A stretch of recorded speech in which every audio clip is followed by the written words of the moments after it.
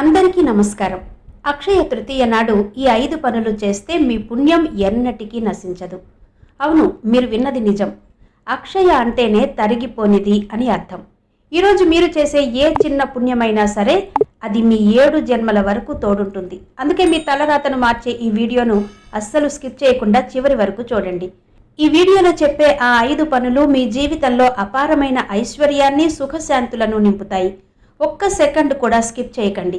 ఎందుకంటే మీరు వదిలేసే ఆ ఒక్క నిమిషం మీ అదృష్టాన్ని మార్చే అవకాశం కావచ్చు.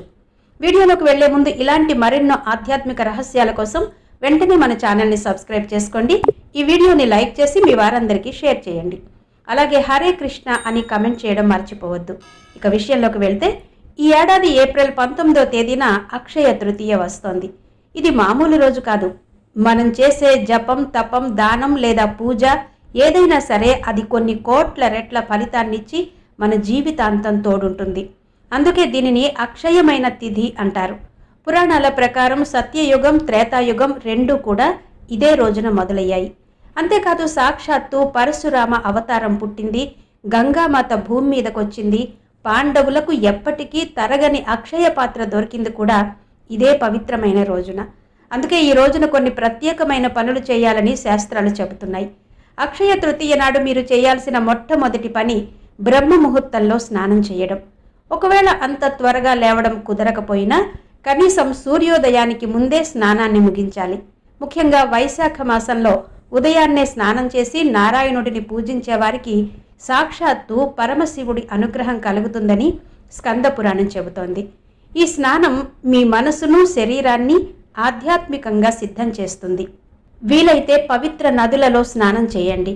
కుదరని పక్షంలో మీరు స్నానం చేసే నీళ్లలో కొన్ని గంగాజలం చుక్కలు వేసుకుని గంగామాతను తలుచుకుంటూ స్నానం చేసినా అదే ఫలితం దక్కుతుంది. సూర్యోదయానికి ముందే చేసే ఈ స్నానం మీ పాపాలను కడిగివేసి మీకు కొత్త శక్తినిస్తుంది. దీని తర్వాత మీరు చేయాల్సిన మిగిలిన పనులేంటో ఇప్పుడు చూద్దాం. ఉదయాన్నే స్నానం ముగించిన తర్వాత మీరు చేయాల్సిన రెండో అతి ముఖ్యమైన పని తులసి పూజ మరియు సూర్య భగవానుడికి అర్ఘ్యం వదలడం. పద్మపురాణం ప్రకారం నెలలన్నింటిలో వైశాఖ మాసం ఎంత గొప్పదో పుణ్యకార్యాలన్నింటిలో తులసి సేవ అంత గొప్పది. నదులలో యమునా స్నానం ఎంత పవిత్రమో భగవంతుడి సేవలో తులసి పూజ అంత విశిష్టమైనది. ఈ వైశాఖ మాసం విష్ణుమూర్తికి అత్యంత ప్రీతికరమైనది. అందుకే ఆయనకు ఇష్టమైన తులసిని పూజిస్తే సాక్షాత్తు ఆ నారాయణుడిని ప్రసన్నం చేసుకున్నట్టే. అక్షయ తృతీయ రోజున తులసి కోట వద్ద దీపం వెలిగించి పూజ చేయడం వల్ల శ్రీకృష్ణుడిపై మనకు అచంచలమైన భక్తి కలుగుతుంది. ఇదే మన జీవితానికి నిజమైన అక్షయ సంపద.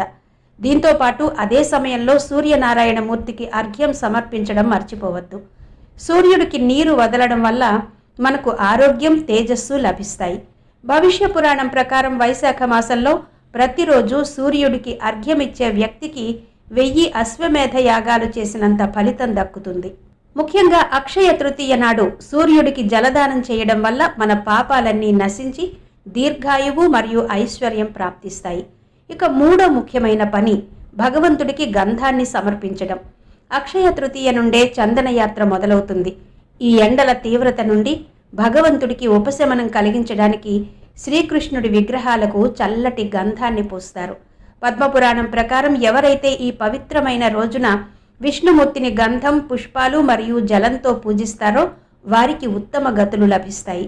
గంధంతో స్వామిని సేవించడం వల్ల మన హృదయం కూడా చల్లబడి నిర్మలంగా మారుతుంది.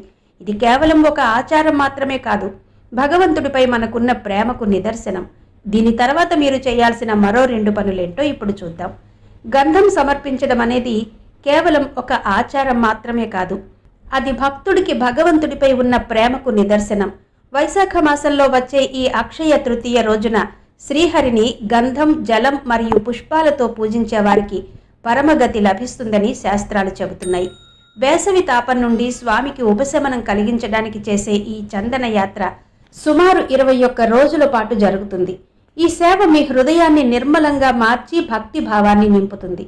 ఒకవేళ ఇంట్లోనే భగవంతుడికి గంధం ఎలా సమర్పించాలి, ఆ పూజా విధానం ఏంటి అని మీకు తెలియకపోతే క్రింద కమెంట్ బాక్సులో అడగండి. మీకోసం దానిపై ఒక ప్రత్యేక వీడియో తప్పకుండా చేస్తాం.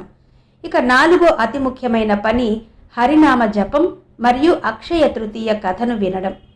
కలిసంతరణ ఉపనిషత్తు ప్రకారం హరే కృష్ణ కృష్ణ కృష్ణ హరే హరే, హరే రామ రామ రామ హరే హరే. ఈ 16 అక్షరాల మహామంత్రం కలియుగంలోని సమస్త పాపాలను నశింపచేస్తుంది. వేదాలన్నింటిలో దీనిని మించిన మార్గం మరొకటి లేదు. అక్షయ తృతీయ నాడు మీరు చేసే నామజపం కూడా అక్షయమవుతుంది. అంటే దాని ఫలితం ఎన్నటికీ తరగదు. అందుకే ఈ రోజున సాధ్యమైనంత ఎక్కువ సమయం భగవంతుడి నామాన్ని స్మరించండి. కనీసం 16, 25 లేదా 32 మాలల జపం చేయడానికి ప్రయత్నించండి. దీంతో పాటు ఈ పవిత్రమైన రోజున భగవంతుడి లీలలను, అక్షయ తృతీయ విశిష్టతను తెలిపే కథలను వినడం వల్ల కోట్లాది జన్మల పుణ్యం ఒక్కసారిగా లభిస్తుందని స్కాంద పురాణం చెబుతోంది. ఈ కథను వినడం వల్ల జీవుడికి ఉత్తమ గతులు ప్రాప్తిస్తాయి. మన ఛానల్లో అక్షయ తృతీయ ప్రత్యేక కథ అందుబాటులో ఉంటుంది. దానిని మీ కుటుంబ సభ్యులతో కలిసి తప్పకుండా వినండి. ఇక చివరిగా చేయాల్సిన 5వ పని ఏంటో ఇప్పుడు తెలుసుకుందాం. అక్షయ తృతీయ రోజున మీరు చేయాల్సిన 5వ పని అత్యంత ముఖ్యమైన పని, దానం చేయడం. అక్షయ తృతీయను దాన ధర్మాలకు రాజరోజుగా పిలుస్తారు. ఈ రోజున మీరిచ్చే ఏ చిన్న దానమైనా సరే అది అక్షయ పుణ్యాన్ని ఇస్తుంది. అంటే ఆ పుణ్యం ఎప్పటికీ నశించదు, సదా మీ వెంటే ఉంటుంది. మత్స్య పురాణం ప్రకారం 1000 ఆవులను దానం చేసినా లేదా అశ్వమేధ యాగం చేసినా ఎంత పుణ్యం వస్తుందో అక్షయ తృతీయ నాడు చేసే ఒక చిన్న దానం వల్ల అంతటి ఫలితం వెంటనే లభిస్తుంది. అందుకే ఈ రోజున మీ శక్తి కొలది ఏదో ఒకటి దానం చేయడానికి ప్రయత్నించండి. ఈ వేసవి కాలాన్ని దృష్టిలో ఉంచుకుని చల్లని నీటితో నిండిన కుండలు, గొడుగులు, చెప్పులు లేదా వస్త్రాలను అవసరమున్న వారికి దానం చేయవచ్చు. అలాగే అన్నం, బెల్లం, నెయ్యి, చక్కెర వంటివి కూడా దానం చేయడం చాలా మంచిది. గోదానం చేయడం అన్నిటికంటే శ్రేష్టమైనది. ఒకవేళ వీలైతే బంగారం లేదా వెండి వస్తువులను, అలాగే భగవద్గీత, శ్రీమద్ భాగవతం వంటి పవిత్ర గ్రంథాలను లేదా తులసి మొక్కను కూడా దానం చేయవచ్చు. అయితే ఇక్కడ మీరు ఒక ముఖ్యమైన విషయం గుర్తుపెట్టుకోవాలి. మీరు చేసే దానం అహంకారం లేకుండా నిస్వార్థంగా మరియు భక్తితో చేసినప్పుడే అది అక్షయ పుణ్యాన్ని ఇస్తుంది. దానమిచ్చేటప్పుడు నేను ఇస్తున్నాను అనే గర్వం మనసులోకి రాకూడదు.